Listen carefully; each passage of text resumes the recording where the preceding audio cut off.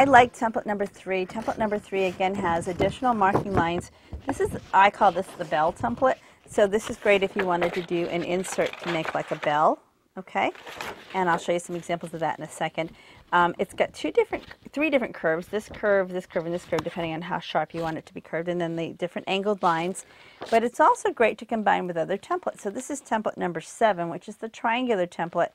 And I put these two together to make this valance, which I'm going to give to Monica in a second. She's going to slide it up on a rod so you can see how it looks all gathered up. But you can see how the lines just kind of continue here. So we continued these lines, and so the template just goes on and on like that. It's got the long pieces and the short pieces. Okay? And that's template number 3. Let me show you how template number 3 is in conjunction with some other of the treatments. The one behind me, I have template number 5 is this part, and this is template number 3. And you can see the curve, okay? This is just a real basic window treatment. This can be mounted with just little hooks. You could do it with, you know, the little medallions or finials.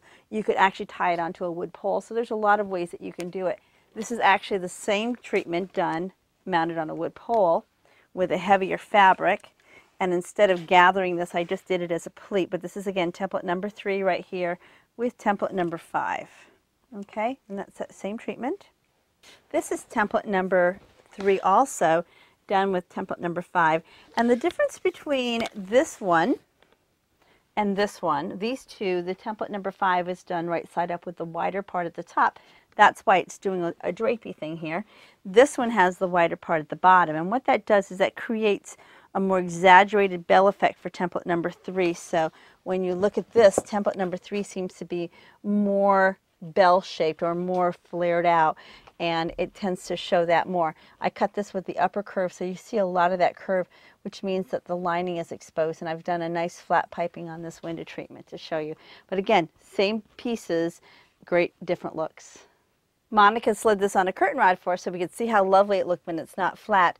And you can see, because we use a really nice contrasting lining, it shows, these are our bells. This is the template number 3 right here, in conjunction with template number 7. And see how the scenery repeats itself each time. Each time it's in the same place. And that's what is a mark of a good window treatment.